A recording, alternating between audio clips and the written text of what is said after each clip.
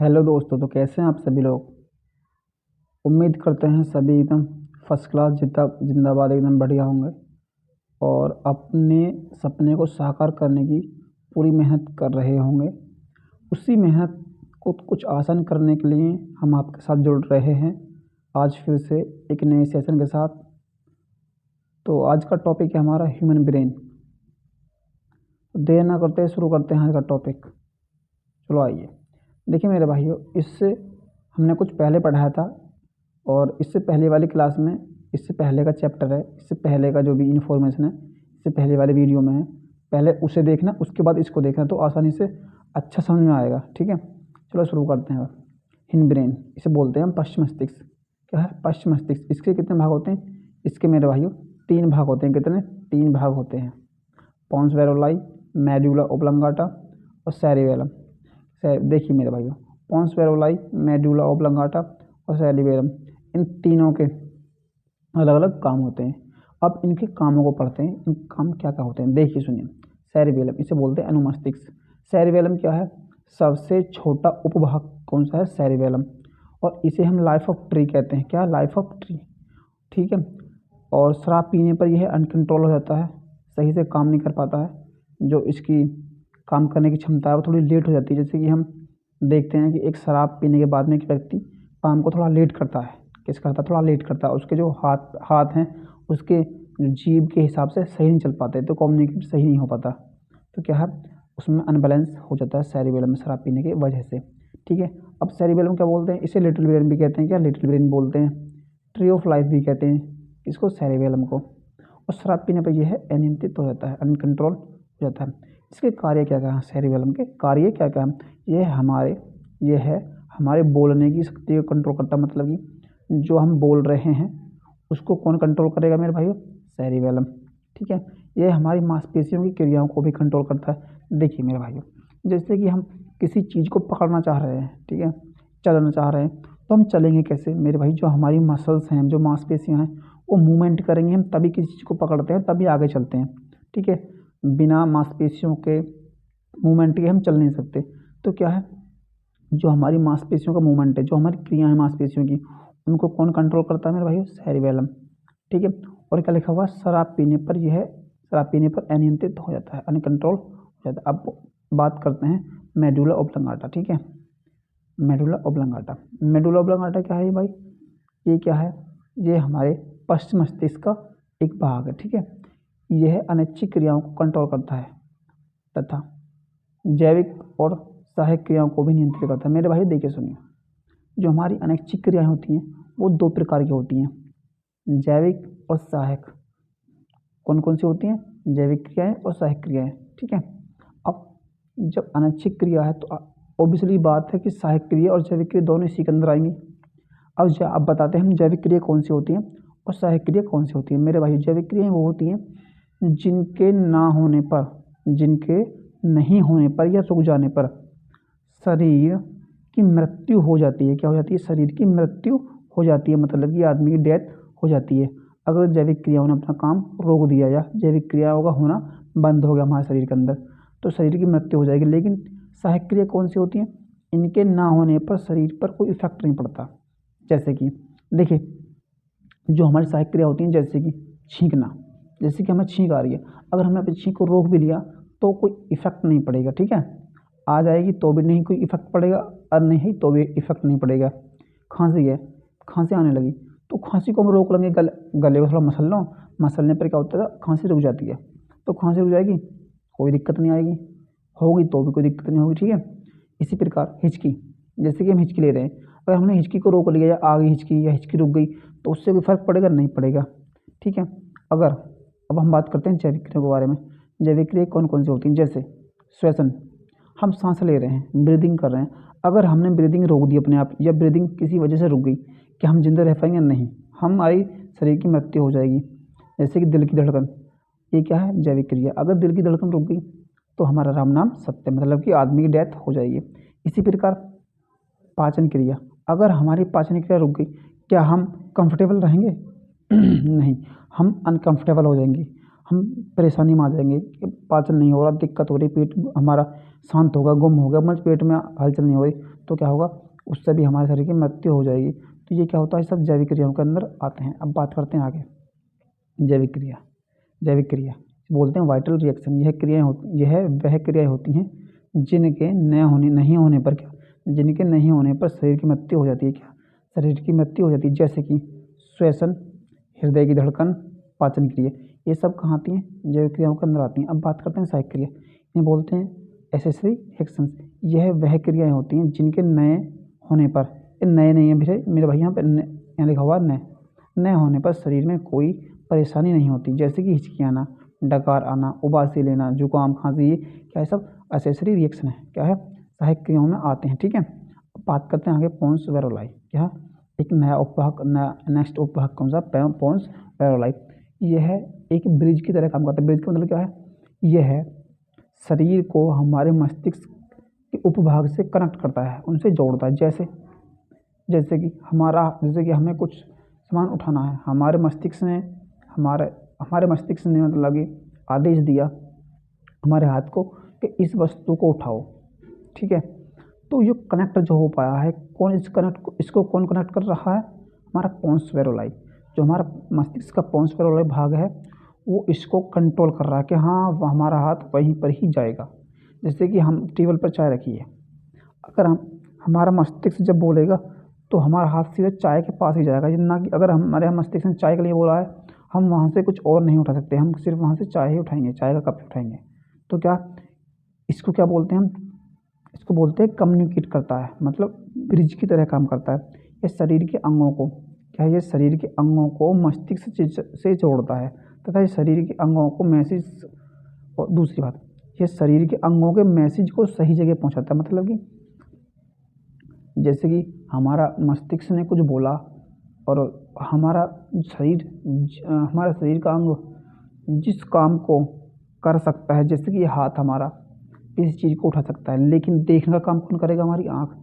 तो देखने का सॉरी, देखने का जो मैसेज जाएगा वो हमारा आँख के पास ही जाएगा। सुनने का काम आँख कान करते, तो इसका मैसेज जो है सिर्फ कान के पास जाएगा। मतलब कि सबके अलग अलग काम को यह डिसाइड करता है और उनके पास सही मैसेज भेजता है सही जगह पर। ठीक, कौन भेजता है, पोन्स वेरोलाई। यह श्वसन तंत्र को भी नियंत्रित करता है, हमारी जो ब्रीदिंग होती है इसको भी नियंत्रित करता है। कौन करता है मेरे भाइयों, पोन्स वेरोलाई। बात करते हैं आगे मिड ब्रेन की। मिड ब्रेन को एक नाम से और बोलते हैं कॉर्पोरा क्वाड्रिजेमिना। क्या, कॉर्पोरा क्वाड्रिजेमिना। यह हमारे आँख तथा कान को नियंत्रित करता है। किसको, यह हमारे आँख तथा कान को नियंत्रित करता है। कौन, मिड ब्रेन या कॉर्पोरा क्वाड्रिजेमिना इसको बोल सकते हैं।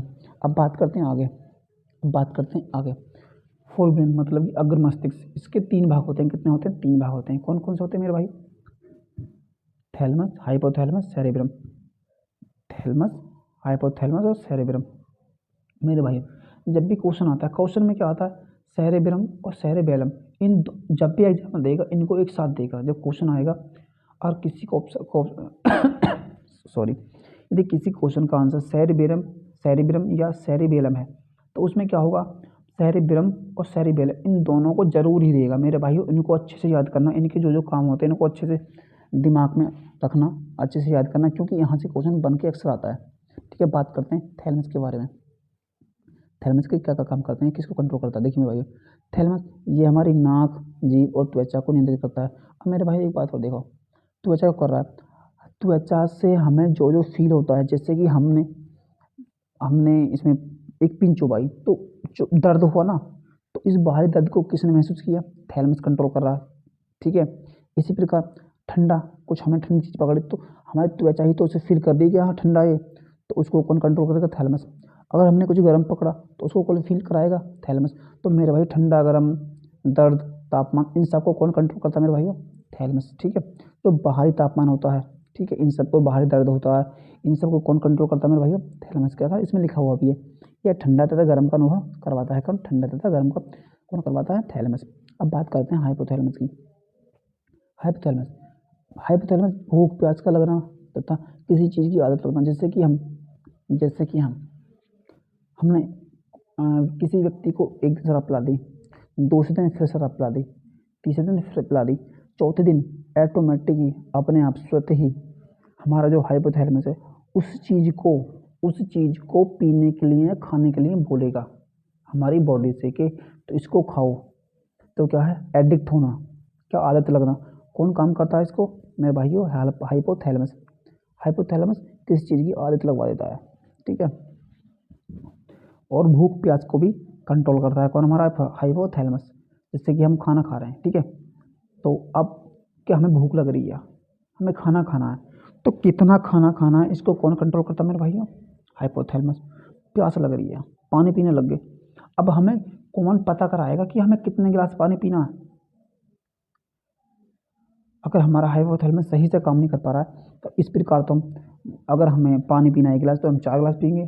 तो मतलब क्या है मेरे भाइयों, हाइपोथैलेमस हमारे प्यास को कंट्रोल करता है कि हमें अब पानी पीना है, अब हमें पानी नहीं पीना है, हमें इतना पानी पीना है। इन सबको कौन कंट्रोल करता है मेरे भाइयों, हाइपोथैलेमस, ठीक।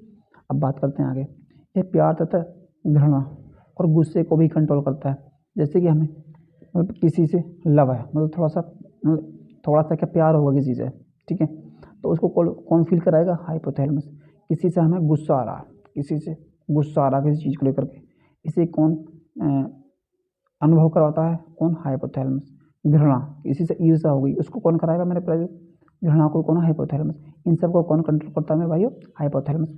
और एक बात और, शरीर के अंदर जो दर्द होता है, शरीर के अंदर का टेम्परेचर और दर्द, इन सबको कौन कंट्रोल करता है, अंदर का दर्द है, तापमान है, इनको सबको कौन कंट्रोल करता है, हाइपोथैलेमस, ठीक है।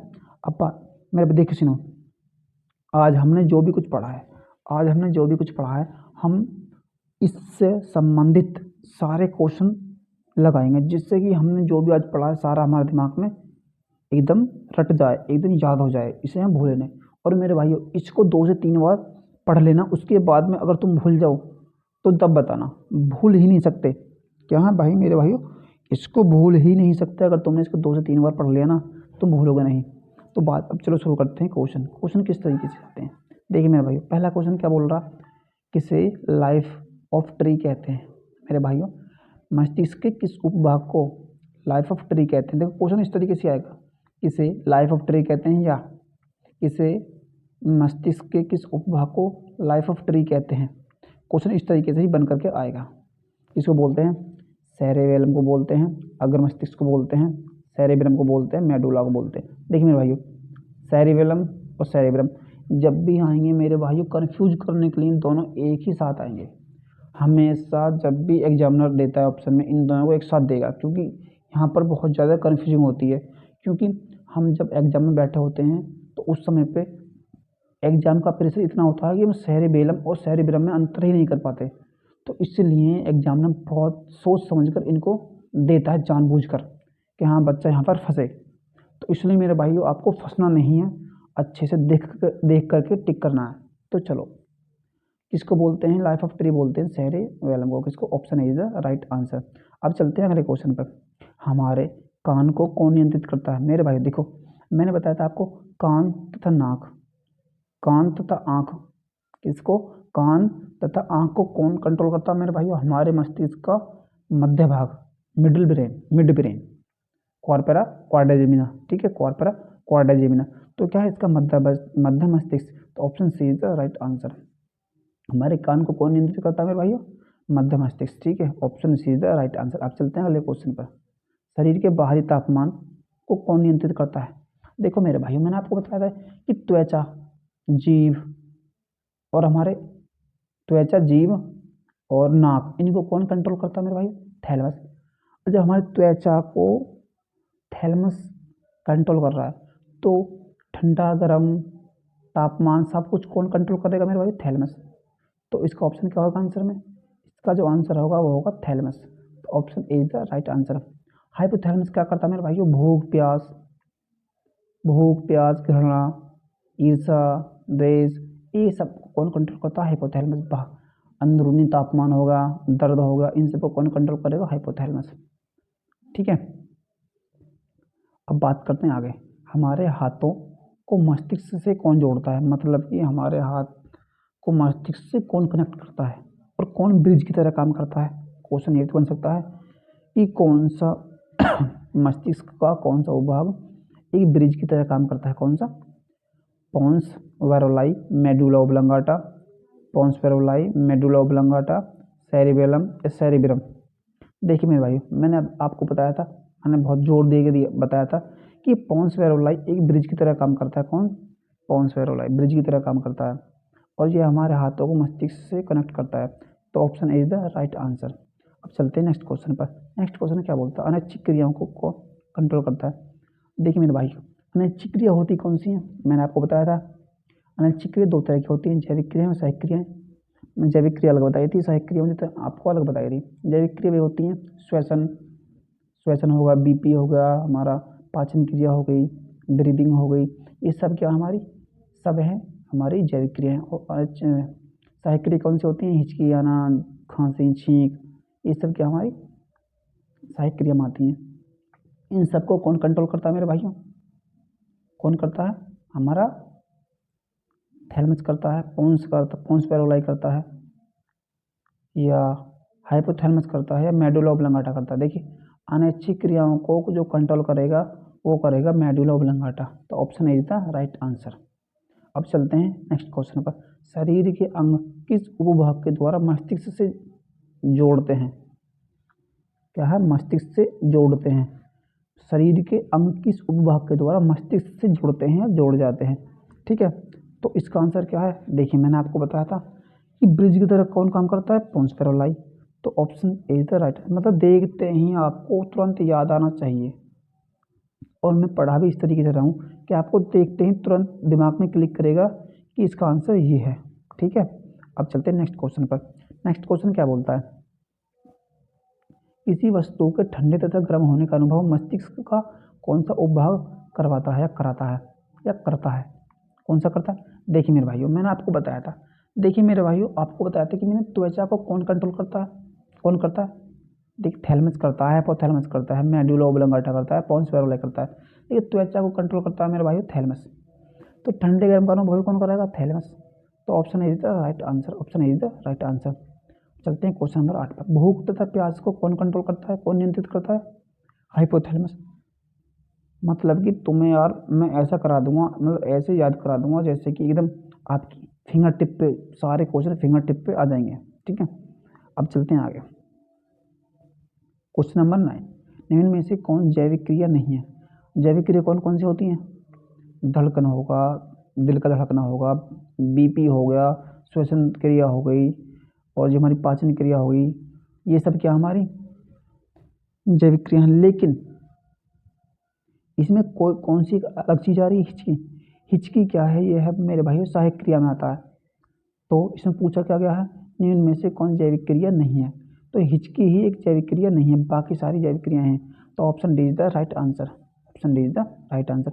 अब चलते हैं नेक्स्ट क्वेश्चन पर। शराब पीने पर निम्न में से कौन अनियंत्रित हो जाता है? मैंने आपको बताया था कि लिटिल ब्रेन किसको बोलते हैं मेरे भाइयों? सेरिबेलम को। ठीक है, किसको? सेरिबेलम को बोलते हैं। शराब पीने पर अनकंट्रोल कौन होता है? सेरिबेलम होता है। लाइफ ऑफ ट्री किसे बोलते हैं? सेरिबेलम बोलते हैं। ठीक है, तो option A is the right answer.